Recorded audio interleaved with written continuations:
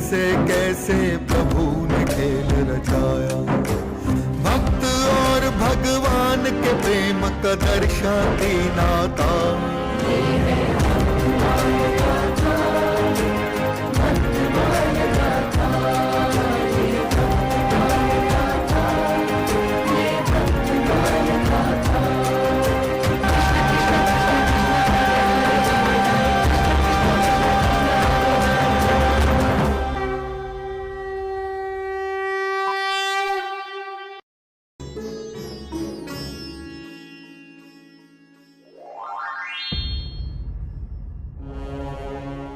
आप कौन है महात्मन?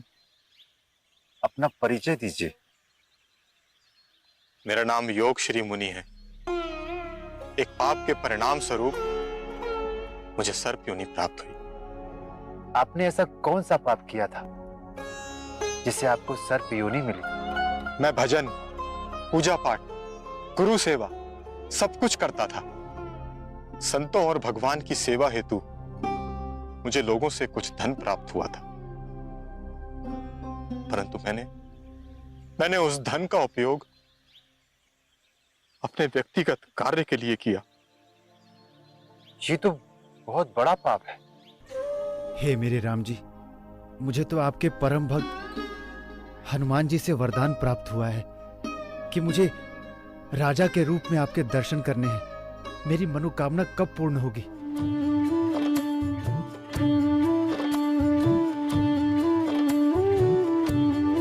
आज मुझे अत्यधिक विलंब हो गया। मैं रामलीला देखने चला गया था। रामलीला? हाँ, ये रामलीला कहाँ हो रही थी महात्मा जी? यही चित्रकूट में। यदि आप लोग देखना चाहें तो शीघ्र चलिए। किंतु यहाँ तो कुछ भी नहीं है प्रभु। मैं समझ गया प्रभु। आपने मुझे पुनः अपनी माया दिखाई। आपने मुझे दर्शन दे भी दिए और नहीं भी।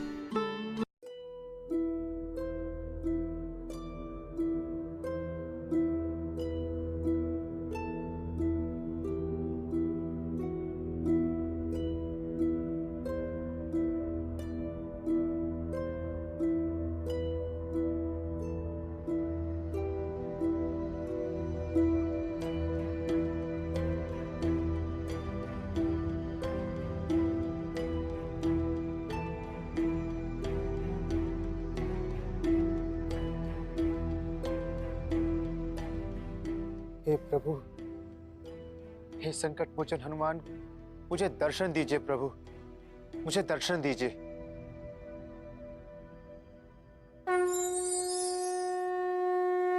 आंखें खोलो तुलसीदास।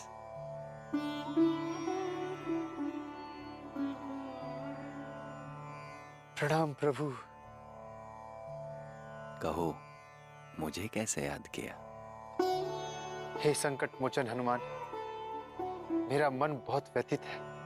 आप सदैव मेरे मनोकामनाओं को पूर्ण करते हैं, किंतु इस प्रकार करते हैं कि मध्य में एक पर्दा रह जाता है।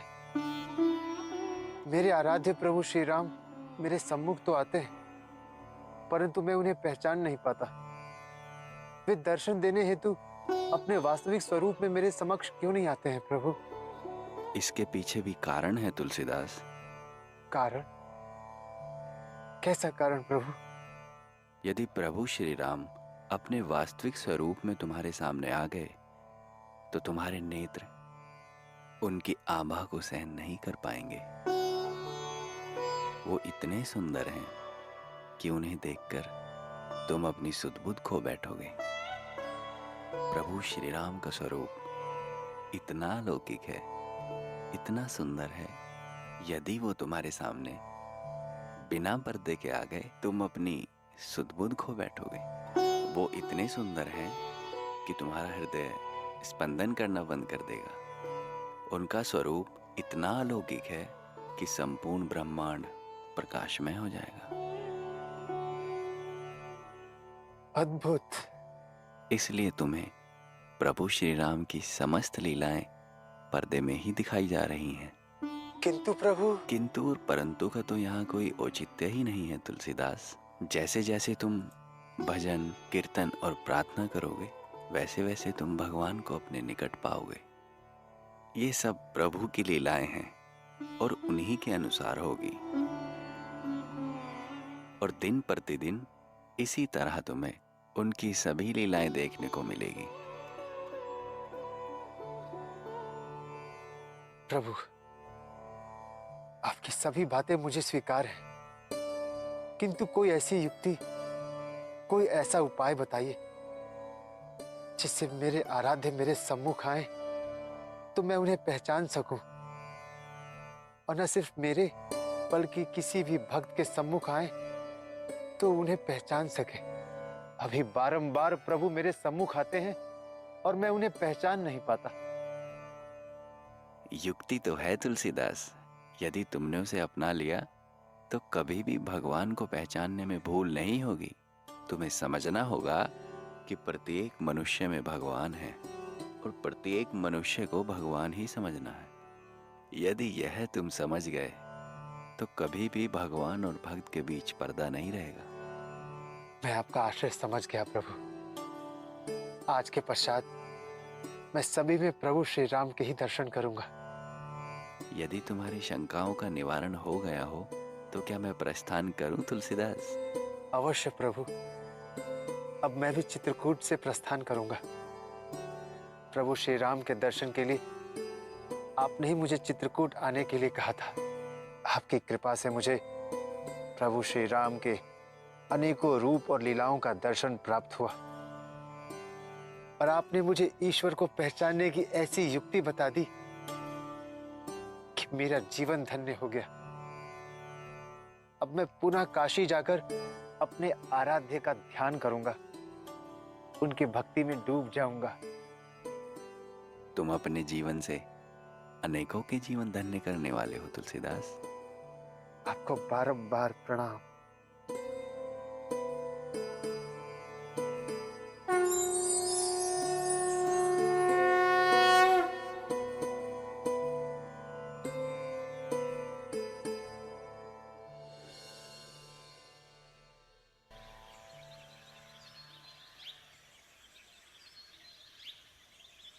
ईश्वर की इच्छा से अब मैं काशी से प्रस्थान कर रहा हूं। यदि चित्रकूट पुनः आगमन हुआ तो आपसे अवश्य भेंट होगी। महात्मन, आपका सानिध्य मात्र कुछ दिनों के लिए हमको मिल पाए। यदि कुछ दिन और रुककर अपनी सेवा का अवसर प्रदान कीजिएगा भगवान। संत किसी स्थान पर अधिक समय तक कहाँ रहते हैं, इसीलिए तो उन्हें रमता राम कहा जाता है। जहाँ राम जी ले जाएं वही रम जाते हैं। ईश्वर की इच्छा हुई तो पुनः भेंट होगी। अब आज्ञा दीजिए। पता नहीं अब हमें सौभाग्य मिलेगा भी कि नहीं। हमें आपके स्वरूप में ईश्वर का रूप दिखाई देता है। आप सब में ईश्वर का वास है। हर प्राणी में ईश्वर का वास होता है। इसी एक भावना से सबका कल्याण है। अब मुझे आज्ञा दीजिए।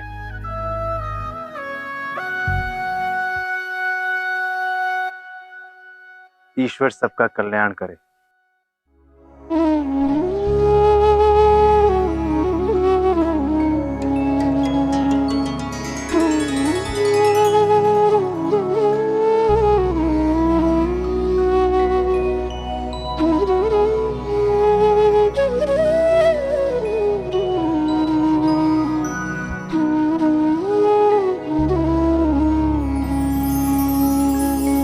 राम दरस कर चित्रकूट से तुलसी करे प्रवास। हर प्राणी में ईश्वर बसते, मन में ये विश्वास। विश्वनाथ महादेव बुलाते है अब अपने पास। चलते चलते पहुँच गए काशी तुलसीदास। राम दरस कर चित्रकूट से तुलसी करे प्रवास। हर प्राणी में ईश्वर बसते, मन में ये विश्वास।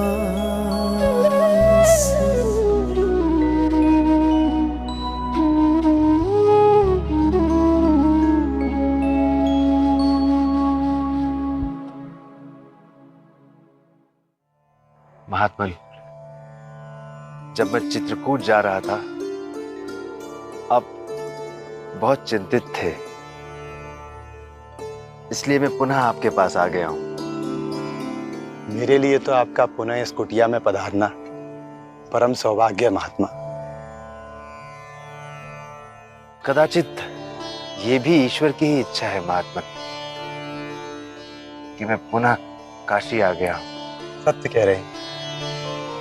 अब आप विश्राम कर लीजिए। मैंने आपकी आवश्यकता की सभी वस्तुएं इस कुटिया में रख दी। अति उत्तम। अब मुझे आज्ञा दीजिए।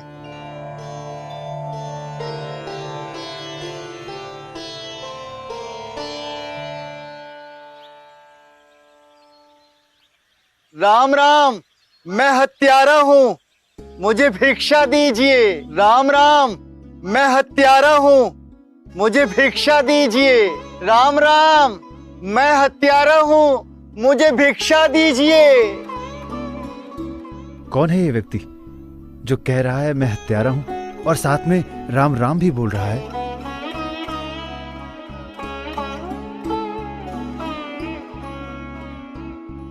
मैं हत्यारा हूँ, मुझे भिक्षा दीजिए। राम राम, मैं हत्यारा हूँ, मुझे भिक्षा दीजिए। मैं हत्यारा हूँ, मुझे भिक्षा, मैं हत्यारा हूँ, मुझे भिक्षा दीजिए। कौन है आप और इस प्रकार भिक्षा क्यों मांग रहे हैं? मेरा नाम विप्रचंद है। मुझसे हत्या का घोर अपराध हुआ है। मैंने जब मुनियों से, ज्ञानियों से और ब्राह्मणों से इसके निराकरण का उपाय पूछा तो उन्होंने मुझसे कहा कि तुम्हें 68 तीर्थ स्थानों की यात्रा करनी होगी और जब भी भूख लगे भिक्षा मांगना, किंतु सर्वप्रथम भगवान का नाम लेना और भीख मांगते समय यही कहना कि मैं हत्यारा हूं, राम राम मैं हत्यारा हूं, मुझे भिक्षा दीजिए। तो आप कब से यात्रा कर रहे हैं? कई महीनों से मैं ये तीर्थ यात्रा कर रहा हूं और आज काशी पहुंचा हूं।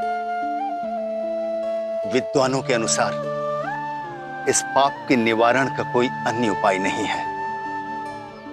उनका कहना है कि अपना पाप अपने मुख से कहने से कट जाता है और साथ में तीर्थों और महात्माओं के दर्शन करने से पाप का क्षय होता है और राम नाम भी पाप को काटने का सर्वोत्तम उपाय है। इसीलिए मैं अपने प्रायश्चित के लिए तीनों उपाय कर रहा हूं।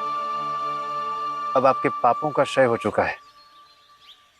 अब आप स्वयं को हत्यारा कहकर संबोधित मत कीजिए। क्या कह रहे हैं महात्मन? मुझसे विप्रजनों ने कहा था कि इस पाप से मुक्त होने के लिए मुझे कई तीर्थ स्थलों की यात्रा करनी होगी और अभी तो मैंने 3-4 तीर्थ स्थल ही संपन्न किए हैं। मैं इतनी सरलता से पाप मुक्त कैसे हो सकता हूं? विप्रचंद जी, आप मेरी कथन का विश्वास कीजिए। समस्त संसार में राम नाम से बड़ा कुछ भी नहीं। 2 अक्षर का ये नाम समस्त पापों का नाश करने वाला है और आप राम नाम का ही तो जप कर रहे हैं। अब आपको ईश्वर के निकट जाने के लिए राम नाम जपने की आवश्यकता है, अपने पाप काटने के लिए नहीं। अब आपको प्रायश्चित करने की कोई आवश्यकता नहीं। मेरे कुटिया में चलकर भोजन ग्रहण कीजिए। आप धन्य हैं प्रभु, आपने मेरा उद्धार कर दिया। अन्यथा मैं पापी स्वयं को पाप मुक्त करने के लिए पता नहीं कब तक भटकता रहता। महात्मा, आप धन्य हैं, आप धन्य हैं।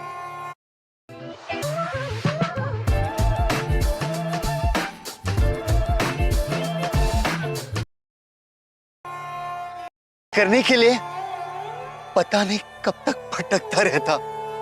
महात्मा, आप धन्य हैं, आप धन्य हैं। विप्रचंद्र जी, ऐसा मत कहिए। आपका उद्धार मैंने नहीं, श्री राम के नाम ने किया है। आपने अनगिनत बार अपने मुख से श्री राम का नाम लिया है। अब आप पापों से विमुक्त हो चुके हैं। आइए, मेरी कुटिया में पधारकर भोजन ग्रहण कीजिए। आइए। ये तो अधर्म है, धर्म के विरुद्ध है। मुझे ये बात शीघ्र ही विप्र समाज के वरिष्ठ जनों के समक्ष रखनी होगी।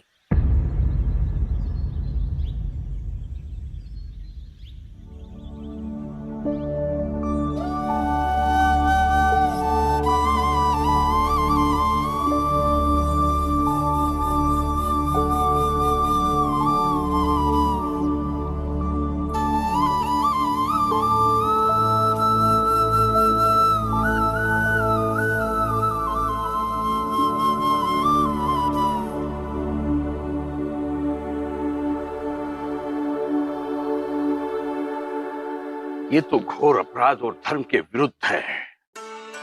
गोस्वामी तुलसीदास हमारी धार्मिक भावनाओं के विरुद्ध जाकर ऐसा करेंगे, ये तो कदापि नहीं सोचा। अरे पंडित जी, जैसे ही मैंने सुना मैं तो शीघ्र ही आपके पास चला आया। आप काशी में विप्र समाज के मुखिया हैं, आपको इस विषय पर उचित निर्णय लेना ही होगा। हाँ पंडित जी, ये हमारी कई युगों की न्याय व्यवस्था है और यदि इसके विरुद्ध कोई जाएगा तो हम कदापि सहन नहीं कर सकते।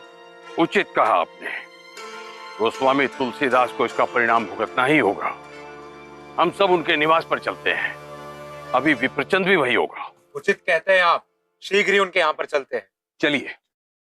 बहुत स्वादिष्ट भोजन था महात्मन। मुझे तो जीवन में ऐसा याद भी नहीं कि कभी मैंने ऐसा भोजन पूर्व में किया था। मैं आपका सदैव ऋणी रहूंगा। ये मेरा नवजीवन है। आपके जीवन में पूर्व में जो कुछ भी घटित हुआ है उसे आप भूल जाइए।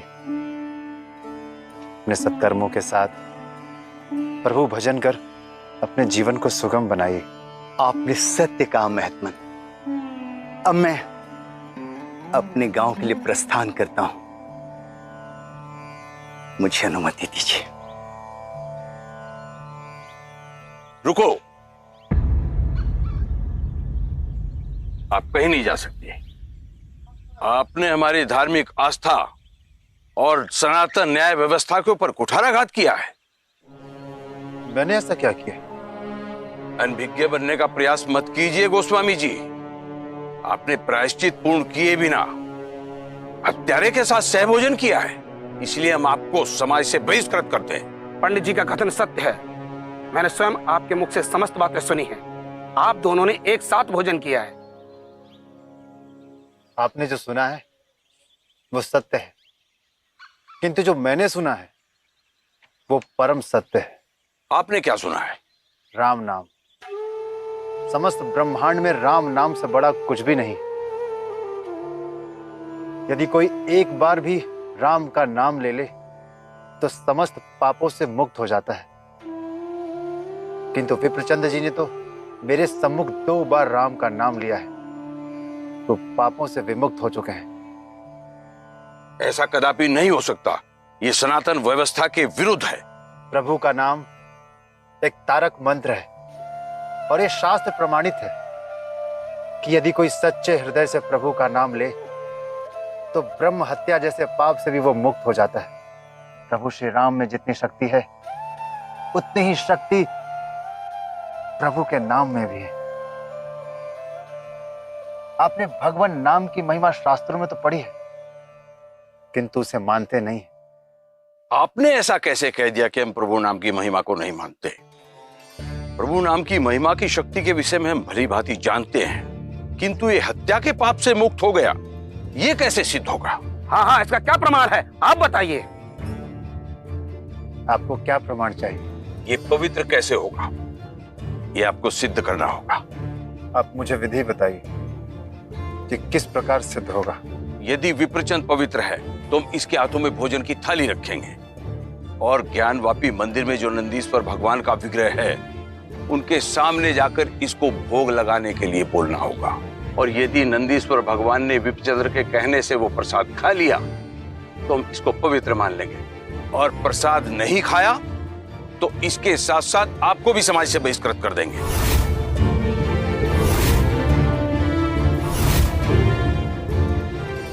मुझे स्वीकार है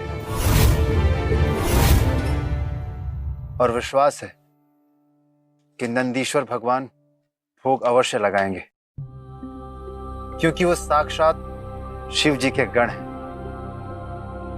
और राम नाम की महिमा शिव जी से अधिक कौन जानता है। आपके लिए वो केवल एक मूर्ति होगी, किंतु मेरे लिए वो साक्षात शिव जी के गण हैं। उचित है तो प्रातःकाल का समय निश्चित करते हैं और हम सब के सब नंदीश्वर भगवान के समक्ष उपस्थित होंगे और आपकी कही बात वहीं पर सार्थक साबित होगी। उचित है। मैं विप्रचंद्र जी के साथ कल प्रातः पहुंच जाऊंगा। नहीं, हम सभी साथ चलेंगे। उचित है।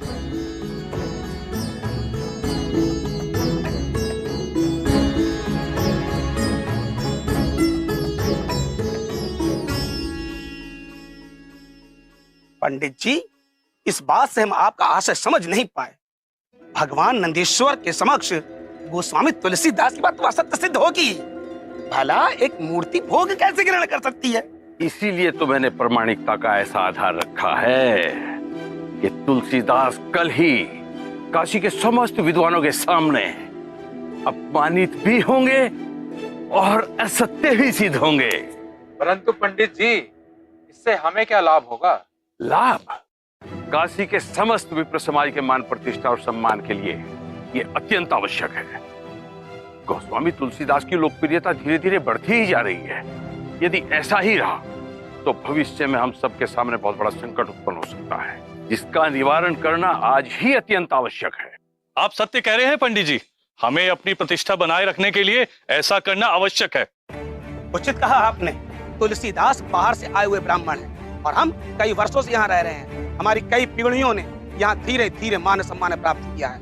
कोई बाहर से आकर हमारा अधिकार छीनने का प्रयास करेगा और हम चुपचाप रहेंगे, उसके लिए भी कोई उपाय आवश्यक है। परंतु पंडित जी, एक बात समझ में नहीं आ रही। ज्ञानवापी में नंदेश्वर भगवान का विग्रह रूप है, वो भला भोग कैसे ग्रहण कर सकती है?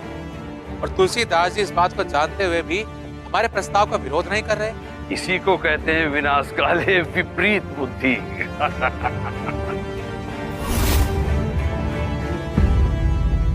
परम कृपालुवे श्री सद्गुरु भगवते नमो नमः। जय श्री राधे, जय श्री कृष्ण। आज के एपिसोड में दो बातें सीखने की। पहली बात कि साधकों के आगे जब भगवान प्रकट होते हैं तो उनका वो वास्तविक रूप जो निज धाम में है, उस साक्षात रूप से भगवान प्रकट नहीं हो पाते, क्योंकि साधक का इतना ऊंचा अधिकार नहीं है, इतनी ऊंची योग्यता नहीं है जो उस वास्तविक स्वरूप को, उस सुख को, उस आनंद को झेल पाए। इसलिए भगवान क्या करते हैं, कभी सपने में आएंगे, कभी ध्यान में प्रकट होंगे, और यदि साक्षात प्रकट हुए तो भगवान अपनी योग माया का आश्रय लेकर के प्रकट होते हैं। जैसा कि गीता में भगवान ने कहा, अजोपि सन्नव्यात्मा भूतानामीश्वरोपि सन।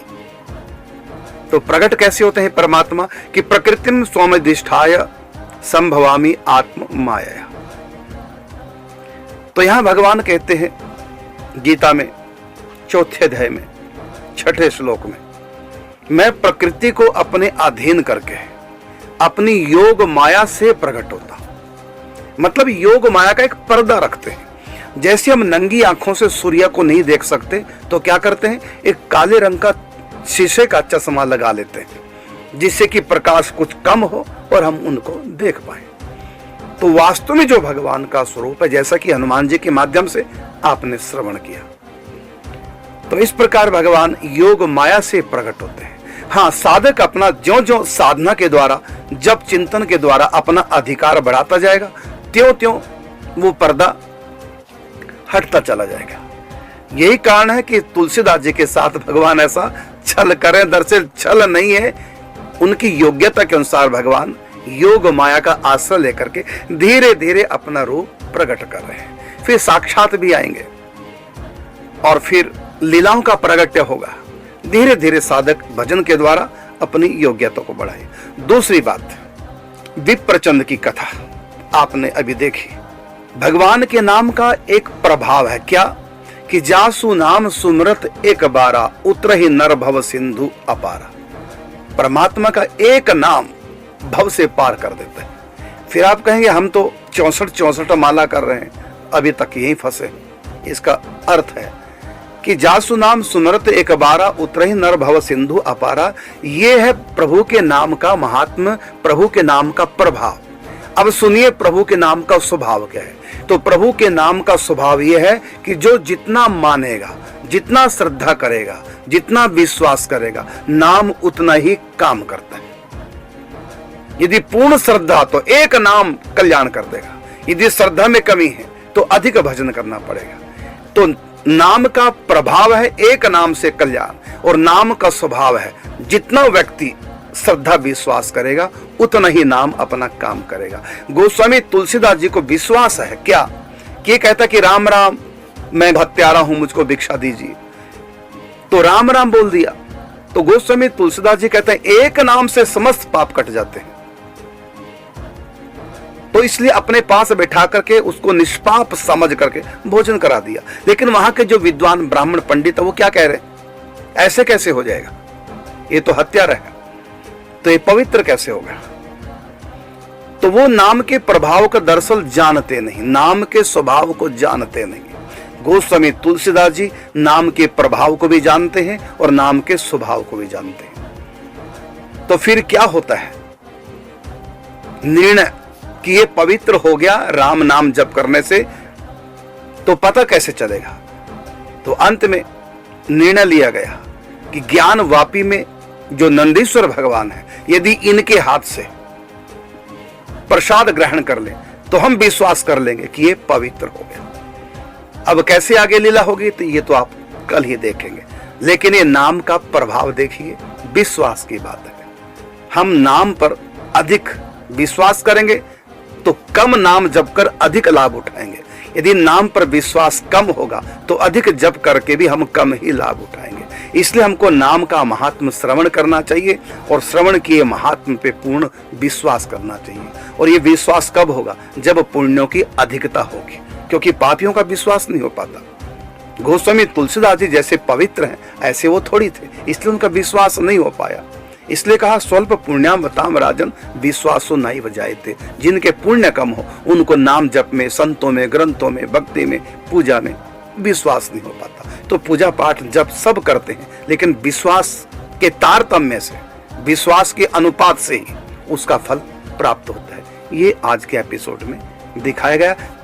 कल आप देखेंगे कि विश्वास किस प्रकार से फलीभूत होता है।